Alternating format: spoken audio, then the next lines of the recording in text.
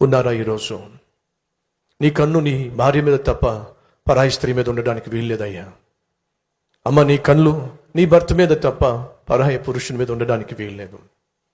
ఈరోజు కళ్ళు కామంతో నిండిపోయి స్త్రీ కనిపిస్తే చాలు, పురుషుడు కనిపిస్తే చాలు, అపవిత్రమైన చూపులతో కింద నుంచి పైదాకా చూసేవాళ్ళు మన మధ్య లేరంటారా? ఒకసారి ఆలోచించండి. నీ కళ్ళు ఏం చూస్తాయో అవే చేయాలని ప్రయత్నం చేస్తాయి.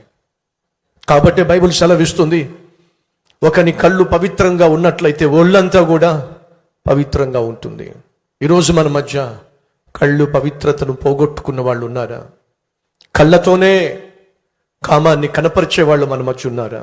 అయితే ఈరోజు పశ్చాత్తాపడదాం. ప్రభువా, నా కళ్ళు సరిగా లేవు, నా ఒళ్ళు సరిగా లేదు, కామ వికార చేష్టలు నా శరీరంలో జరుగుతున్నాయి, నన్ను క్షమించు నాయనా. ప్రార్థన చేయాల్సిన అవసరం ఎంతైనా ఉంది, పశ్చాత్తాపడవలసిన అవసరం ఎంతైనా ఉంది.